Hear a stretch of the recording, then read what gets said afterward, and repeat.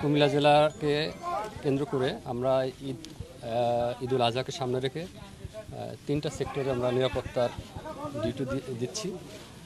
তা প্রথম সেক্টরটা সড়ক মহাসড়ক কেন্দ্রিক এবং দ্বিতীয় সেক্টর গরুহাট কেন্দ্রিক এবং তৃতীয় সেক্টরটা হচ্ছে শহরের আইন শৃঙ্খলা এবং সার্বিক নিরাপত্তা বিষয়ে।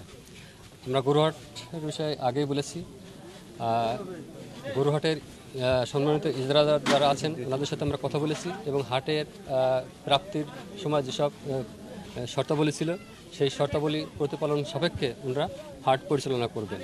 এবং আমি সম্মানিত সকল গরু বিক্রেতা ভাইদের প্রতি বলবো, ওনারা যখন এক জেলা থেকে আরেক জেলা বা আরেক হাটে গরু যখন আনে তখন গাড়ির সামনে যেন একটা ব্যানার টাঙিয়ে রাখে, যাতে সেখানে বোঝা যায় এই গরুটা কোন হাটে যাবে।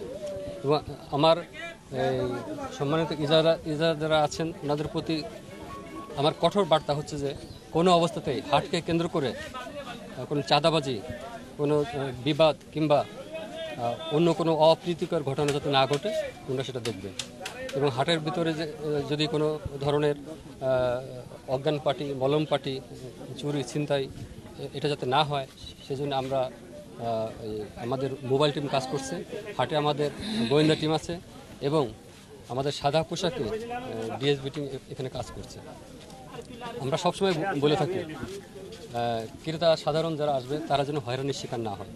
এবং আমি বলবো এখানে তাদের খাবার, থাকা, অন্যান্য স্বাস্থ্যসম্মত যে বিষয়গুলো আছে এটা দেখার দায়িত্ব